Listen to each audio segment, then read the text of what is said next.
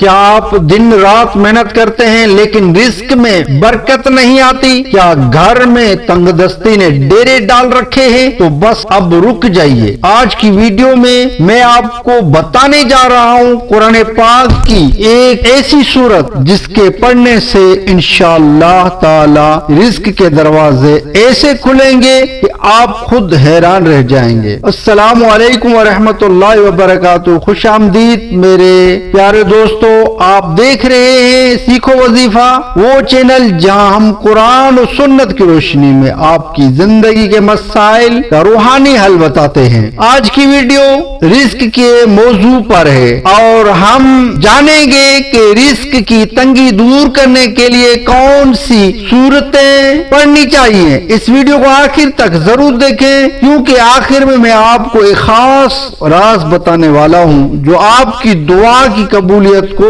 بہت تیز کر دے گا۔ قرآن سے رزق کا نسخہ، قرآن پاک میں ایک سورت ہے جو نبی کریم صلی اللہ علیہ وسلم کی زبان مبارک سے بار بار پڑھی گئی، وہ سورت ہے سورہ واقعہ۔ حضرت عبداللہ بن مسعود رضی اللہ تعالیٰ عنہ فرماتے ہیں کہ رسول اللہ صلی اللہ علیہ وسلم نے فرمایا، جس نے ہر رات سورہ واقعہ پڑھی اسے کبھی فاقہ نہیں ہوگا۔ سورہ واقعہ پڑھنے کا طریقہ، یہ سورہ قرآن پاک کی 56ویں سورہ ہے۔ اس سے ہر رات مغرب یا عشاء کے بعد ایک مرتبہ پڑھ لیں۔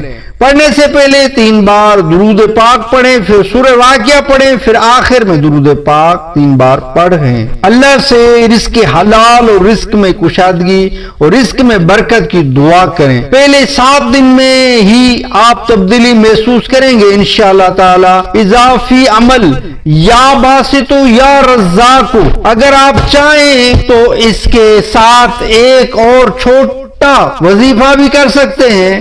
روزانہ فجر کے بعد 10 مرتبہ یا باسطو یا رزاق کو پڑھیں۔ اس عمل کو کم از کم 21 دن تک جاری رکھیں۔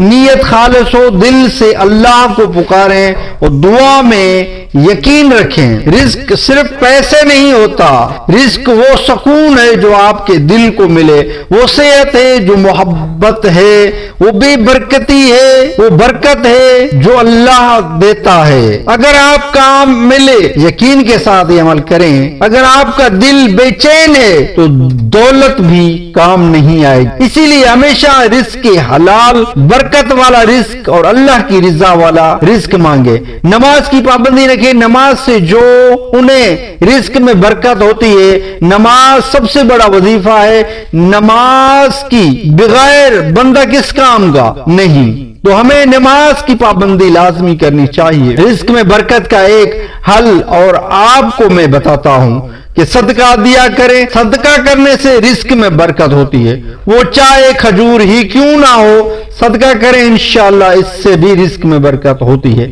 اگر آپ کو آج کی ویڈیو پسند آئی ہو تو دل سے ایک بار سبحان اللہ ضرور لکھیں اور کمنٹس میں لکھیں، یا اللہ میرے رزق میں برکت عطا فرما، تاکہ ہم سب مل کر ایک دوسرے کے لیے دعا کر سکیں۔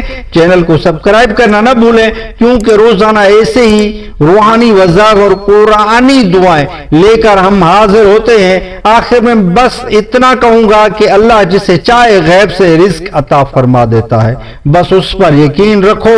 جزاک اللہ خیرہ۔ ہمارے چینل سے جڑے رہیں، انشاءاللہ کافی فائدہ ملے گا۔ ہمارے اس چینل سے رزق میں برکت کے وظیفے، قرض سے نجات کے وظیفے، پریشانیوں سے نجات کے وظیفے اور بھی بے شمار روحانی حل اور مصیبتوں سے نجات کے وظیفے بتائے جاتے ہیں۔